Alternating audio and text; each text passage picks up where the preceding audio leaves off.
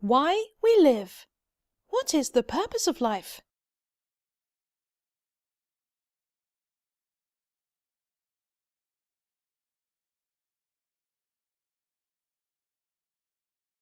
Why were we born? Why do we live? Why is it that no matter how painful life becomes, we mustn't kill ourselves? This is what we call the purpose of life, or, in simpler terms, why we live.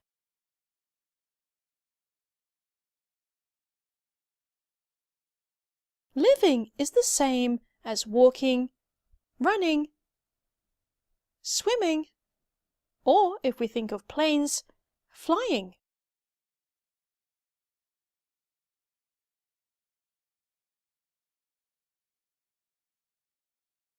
The Muromachi-era Zen monk Ikkyu wrote, "A young woman blossoms as a bride, withers as a mother, and scatters as a crone." A crone? Isn't that a bit mean? Well, this is something that Ikkyu said. Oh, Ikkyu? Well, that makes sense. The best time for a woman is her youth. That is why the Chinese character for young woman consists of woman and good. Traditionally, when a woman married, she would move into her husband's home, so the character for bride consists of woman and house. Then when she bears children, she becomes a mother. There is a Japanese saying, "A woman is weak, but a mother is strong." As a newlywed, a bride is graceful, but when she becomes a mother, she becomes proud and unshakable. The image of her head, and therefore her nose, being held up high, lends to the character for mother consisting of woman and nose. After this stage, she becomes an old woman. Since lines form on her forehead, the character for old woman consists of waves and woman. I've also heard it relates to how an old woman makes waves of trouble in the household. Hey!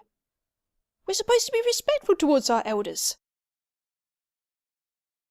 Ikkyu's saying is about the life of a woman, but a man's life takes the same course, just with different names.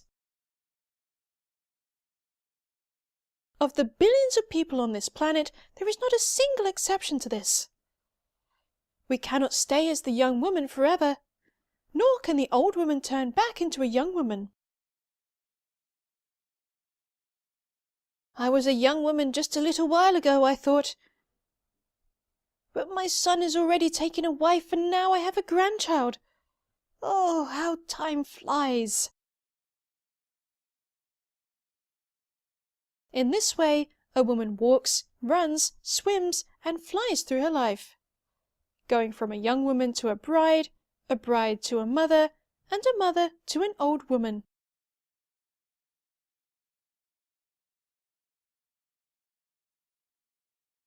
Ikkyu said that a woman scatters as a crone because we must all die in the end.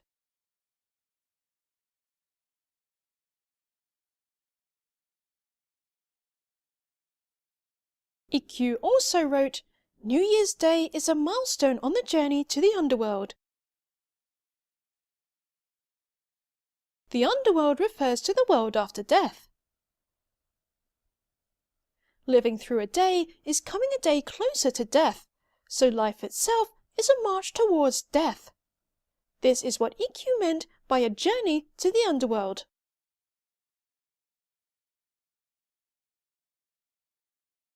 Coming closer to death? Don't say such depressing things. But surely it's the truth. Well, yeah, I guess it is. When a new year comes around, everybody says, "Happy New Year! Happy New Year!"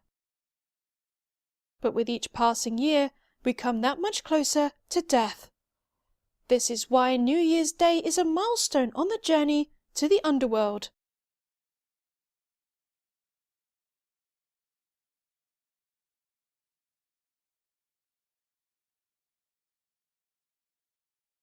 In life we walk, run, swim, and fly from last year to this year, and from this year to next year.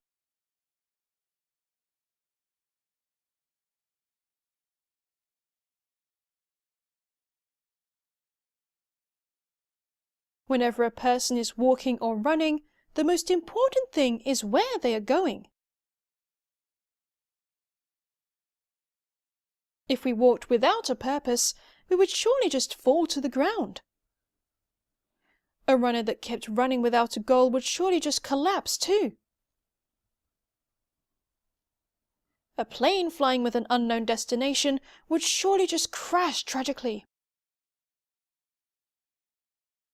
That's certainly true. I mean, after getting in a taxi, even the quietest of people would tell the driver where they want to go, right? After all, if the driver doesn't know where to take them to, they can't do anything. It'd be like if someone said, "Just go ahead and drive me anywhere." That'd be a waste of time and money.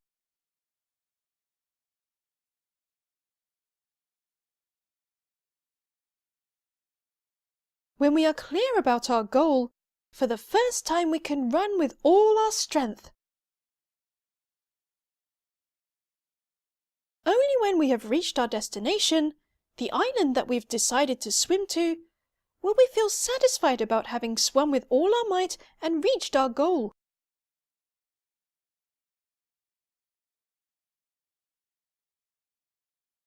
So what is the purpose of our lives? Living without a purpose is like living in order to die. A life spent only waiting for death is a life that can only end having been nothing but suffering. We were not born only to suffer. We are not living to suffer either.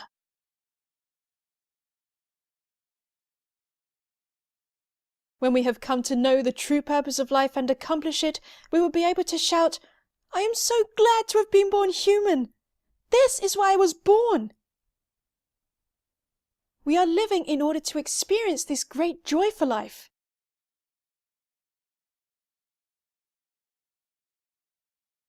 So what is the purpose of life? With unswerving conviction and courage, Master Shinran gave an answer that is brief and brilliant.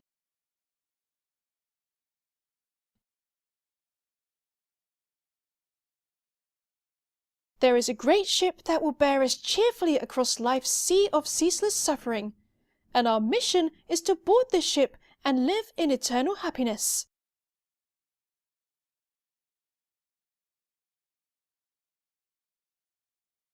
The introduction to Teaching Practice Faith Enlightenment, Master Shinran's most important work, begins with these lines. Amida's inconceivable vow is a great ship that carries us across the sea that is difficult to cross, and his unimpeded light is the sun of wisdom that destroys the mind of darkness.